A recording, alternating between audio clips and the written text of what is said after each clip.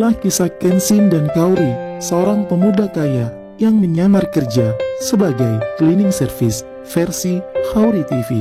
Episode 309. Kenshin, yang mengantarkan Ririn ke rumah sakit, bersama ibunya, di jam 1:30 malam. Di waktu dini hari, kini pun sudah sampai. Ririn segera dalam perawatan. Ibunya terlihat masih khawatir. Tak berselang lama, setelah memeriksa Ririn, dokternya pun datang. Kemudian beliau bilang, "Oh ini ibu, Mbak Ririn ini untung segera dibawa ke sini. Andai terlambat 2 jam saja, kondisinya bisa makin parah." Lalu dokternya bertanya, "Kalau mas ini siapanya ya?" Kenshin menjawabnya, "Saya temannya dok." Dokter pun menyahut, "Oh saya kira mas suaminya." Ibunya Ririn mendengar pertanyaan itu, maklum, dokternya tak salah mengira, karena sekarang bukan waktu biasa untuk seseorang menjenguk pasien. Kemudian sang dokter melanjutkan bicara, "Oh ini ibu saya mau menginformasikan. Mbak Ririn ini nampaknya kelelahan. Mungkin Mbak Ririn terlalu sibuk kerja, sampai telat makan. Biasanya ini bu, kondisi yang kami temukan seperti itu." Ibunya Ririn lalu menjawab, "Iya dok benar itu. Anak saya memang sering telat makannya. Di rumah pun juga bekerja. Padahal sudah saya ingatkan. Namun memang anak saya ini menyukai pekerjaan." Ketika mendengar itu, Kenshin merasa bersalah. Ririn yang luput dari perhatiannya. Kemudian dokter pun bilang, "Kalau gitu, Mbak Ririn dirawat inap saja. Kami khawatir kalau pulang bisa turun lagi kondisinya." "Oh ya bu, besok mungkin Mbak Ririn butuh sedikit tambahan darah. Mungkin ibu bisa memberikan." Ibunya langsung menjawab, "Iya dok saya bersedia sekali." Dan keterangan dokter pun sudah dijelaskan. Ririn kini, atas permintaan Kenshin, dipindah di kamar VIP, tempat yang terbaik yang ada di rumah sakit itu. Kemudian mereka pun menunggu. Tak terasa sampai beberapa waktu. Pagi pun menjelang. Ibunya Ririn lalu bilang, "Oh ya Mas Kenshin, baiknya Mas Kenshin ini pulang dulu ke rumah untuk beristirahat. Kan semenjak tadi malam, Mas Kenshin belum tidur. Biar ibu saja yang menunggu. Entar bibinya juga datang." Ibu benar-benar ini mengucap terima kasih banyak. Sudah merepotin Mas Kenshin sekali. Kenshin pun menjawabnya, "Nggak apa bu, itu nggak masalah. Saya di sini saja." Namun ibunya Ririn terus memintanya, dan akhirnya Kenshin bersedia melakukan seperti yang dikatakan.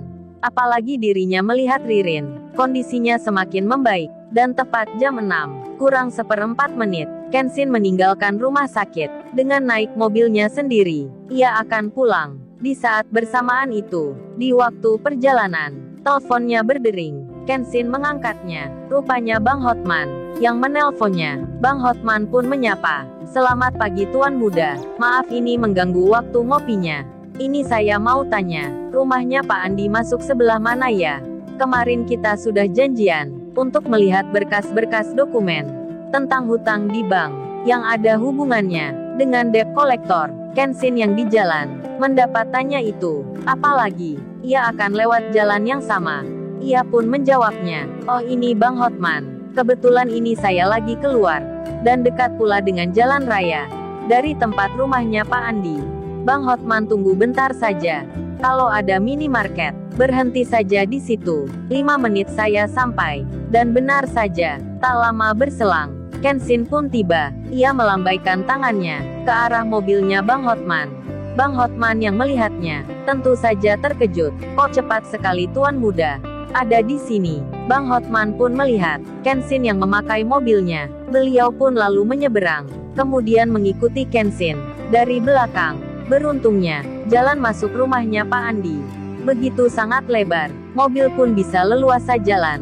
Dan saat itu, jam menunjuk hampir 6:30 pagi. Pak Andi yang di rumahnya. Semenjak jam 5 tadi, beliau pun sudah bersiap, menyiapkan segalanya, berganti pakaian kerja, dan tentu saja berkas dokumennya tentang pelunasan hutang itu tak luput ditaruh di dalam tasnya. Begitu pula dengan istrinya, yang semenjak pagi sudah memasak makanan untuk suaminya. Hal itu bisa dimaklumi. Mengapa mereka pagi ini begitu semangat sekali. Putri anaknya pun sampai sudah mandi di pagi-pagi sekali. bahkan sudah berhias diri. Mereka pun punya rencana akan mengantar ayahnya ke jalan raya untuk berangkat kerja, dijemput pas sopir, seperti yang dikatakan kemarin. Mereka saat ini terlihat senang sekali. Putri ada di ruang tamu. Begitu pula mamanya dan juga ayahnya. Kemudian terdengar suara dari depan rumahnya. Mereka pun melihat keluar lewat kaca jendela. Di situ nampak ada mobil. Yang satunya begitu mewah, berhenti di samping pagar. Pak Andi pun bertanya, milik siapa itu ya? Kok mewah sekali? Demikian pula istrinya, yang juga memperhatikan. Tak butuh waktu lama, Kenshin keluar, membuka pintu mobilnya. Pak Andi pun melihatnya. Beliau langsung terkejut, seperti tak percaya, melihat Kenshin ke rumahnya, dengan mobil seperti itu. Istrinya pun demikian, jadi merasa terhenyak. Benaknya sampai berkata, benar-benar nih, tak bisa dipercaya, pemuda sederhana itu, ternyata memang anak orang kaya. Mereka tersenyum lebar. Pak Andi pun berkata, Ma coba lihat itu. Coba Mama perhatikan. Itu kan Mas Kenshin. Kok kesini pagi-pagi? Putri melihatnya, tersenyum-senyum pula. Lalu di luar, Kenshin sendiri, dirinya nampak menghampiri Bang Hotman yang ada di mobilnya. Kenshin berkata, ini Bang Hotman rumahnya. Ayo kita masuk. Dan Pak Andi membuka pintu. Beliau pun terlihat senangnya, dan langsung menyapa. Pak Andi berkata, "Lo Bang Hotman, kok sampai datang ke sini? Saya jadi merasa nggak enak ini. Jadi merepotin sekali. Tuan muda di sini pula. Kami merasa terhormat. Kedatangan tamu-tamu penting." Pak Andi tersenyum. Begitu istrinya. Saat itu, Putri di belakangnya. Kenshin langsung menyahut, "Panggil nama saya saja Pak. Seperti kemarin biasa aja." Pak Andi nggak usah segan. Dan mereka pun dipersilahkan masuk ke dalam. Bang Hotman mengutarakan maksudnya. "Oh ini Pak Andi, maaf saya datang pagi-pagi. Karena ingin tahu berkasnya, tentang masalah Pak Andi kemarin. Biar cepat kami tangani hari ini. Terlebih bos besar yang memintanya." Pak Andi pun memberikan dokumen itu. Bang Hotman membacanya, memeriksanya, menelitinya. Sementara, di lain tempat, Kaori yang di rumahnya, saat ini dirinya menelpon nomornya Kenshin. Kenshin pun kemudian merasa handphonenya bergetar. Ia pun melihatnya, nama Kaori yang tertera, namun Kenshin tak mengangkatnya, karena di sebelahnya, Bang Hotman lagi membaca. Beliau mempelajari. Pak Andi pun terdiam. Begitu juga istrinya. Jadinya Kenshin lebih baik tak mengangkat telepon. Namun ia membaca pesan Kaori yang bertanya, "Jadi jam berapa babe? Hari ini beli handphone." Pesan Kaori itu pun tak dibalasnya. Sesaat kemudian, Kaori menelpon lagi. Sampai 3 kali. Kenshin lagi-lagi hanya melihatnya. Dan kemudian tiba-tiba, handphonenya itu mati. Sebab baterainya habis. Karena hal itu, Kaori pun merasa seperti dimatikan. Jadi salah paham lagi. Dan Kenshin memasukkan handphone itu di sakunya. Di tengah itu, putri anaknya Pak Andi memperhatikan Kenshin yang memegang handphone jadulnya. Putri pun dalam hatinya bertanya, benar-benar nih, tak bisa dipercaya. Mobilnya di luar mewah, tapi gadgetnya amat lama. Lebih berharga pula katanya. Di tengah putri yang memperhatikan, Bang Hotman lalu bicara, "Oh Pak Andi, setelah saya baca ini, saya pelajari isinya. Masalahnya hari ini, saya jamin beres. Ini hanya permainan, seperti yang banyak saya tangani. Yang sebelum-sebelumnya, Pak Andi bekerja saja, sudah jangan pikirkan masalah ini." Dan Pak Andi pun senang mendengarnya. Kemudian istri dan anaknya menyiapkan makanan di meja. Mereka mempersilahkan. Pak Andi berkata, "Ayo Bang Hotman, ayo Mas Kenshin, silahkan dinikmati." Namun Kenshin menjawabnya, "Terima kasih Pak, saya langsung pulang saja. Karena ada keperluan. Maaf sebelumnya." Kenshin pun menjelaskan. Pak Andi pun mengerti. Begitu pula istrinya. Kemudian mereka berdua mengucapkan terima kasih. Dan putri pun juga sama.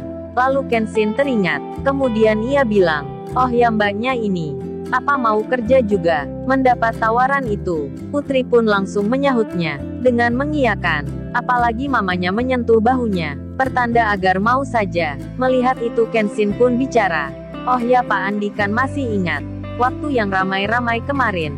Di situ Mbak Rena lagi butuh orang. Entar saya bilangkan kerjanya di perusahaan itu. Pak Andi pun mengiyakan, sambil tersenyum. Kenshin lalu berpamitan. Bang Hotman masih di rumah Pak Andi, menikmati makanan. Waktu itu, sudah menunjukkan pukul, di jam 7:10. Kenshin kini, sudah berada di jalan raya.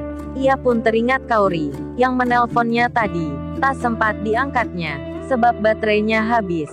Dan karena ini, masih di perjalanan, Kenshin pun membelokkan arah kemudi mobilnya. Ia langsung saja menuju ke rumahnya Kaori. Lalu, bagaimana kisah selanjutnya? Subscribe channel ini untuk episode berikutnya. Terima kasih.